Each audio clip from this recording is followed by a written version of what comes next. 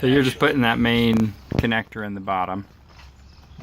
Yeah, the XR3000 doesn't really have an on-off switch. The one of the battery ground returns comes out of the box into the harness, so that when you disconnect the harness, the batteries are disconnected. When you reconnect it, they're That's good. That's good for safety and just keeps it from batteries being worn down if the thing's just not being plugged in. Right, and it also avoids having to have an external, another penetration through the enclosure for a switch. So it's just really a simple solution.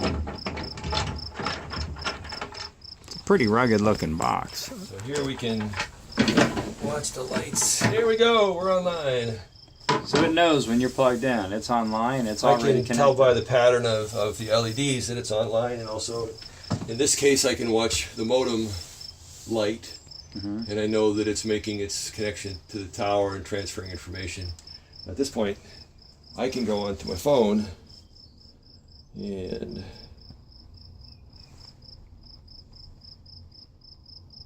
go on, log into Harvest Watch, find this unit, and make sure I can talk to it. So that's pretty easy. You basically turn it on, it gets a connection, it connects, then you connect in over the web from your mobile device or whatever else you've got, and you see the device there. So the Community Harvest Project has their own account. In their account, they've got, right now they've got a number of different systems, but some of these systems are systems that,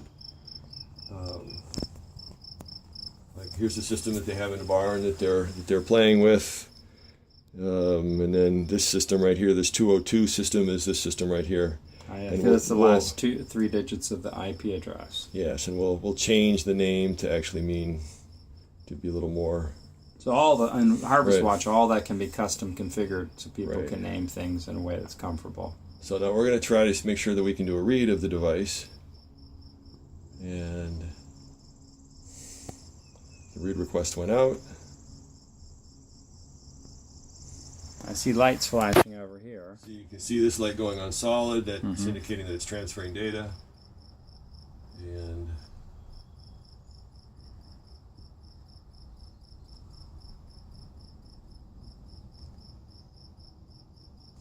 there we go. So read's complete as of 10:37 today, and we're just, this is the front tab, shows the radios that are bound. Right now those radios are in my truck, so it may be reading them, but they shouldn't be, they're not going to be showing any soil moisture. Right, because they're just sitting in the box. Then we can go on to the system tab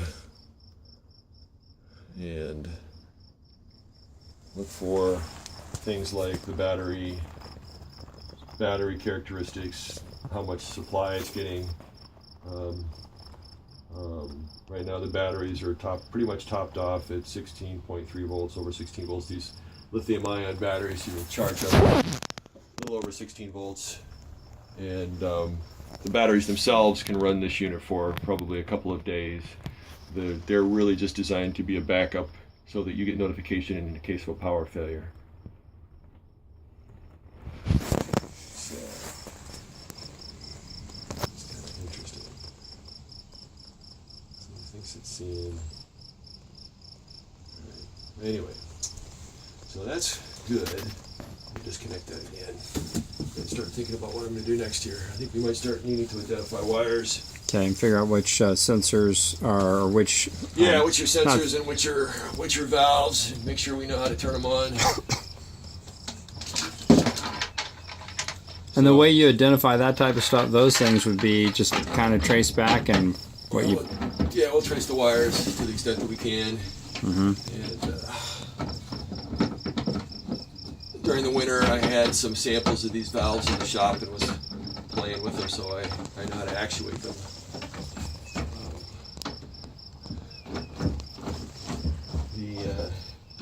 The wires that seem to be going to the valves seem to have more conductors than they need, because all of these valves are just 2-wire devices. Right, and it's like So- 4 wires or something. Yeah, and I think different ones were different conductors were used in different places, and so that's something that we'll have to kind of deal with, and then eventually I'm going to come back and label everything. Right, and then that'll just be plugged into that harness that just comes out of the bottom of the box. Yeah, I'm actually going to I'll put a terminal strip here, wire the harness to it, and then as we figure stuff, Just plug it in. we'll wire it to that. Yeah. And I brought some LEDs. We'll see how fancy we get. This is kind of because we work with Community Harvest, because Community Harvest is a nonprofit organization that, through primarily volunteer labor, gives away millions of servings of food to local food banks for people who have challenge or challenges around food security. So we kind of, this isn't necessarily a normal installation. We kind of do whatever we do, and if we have something extra we can do easily, we try to do it. Right. So So should we try to go identify some Yep. valves? All right. yeah, let's do that.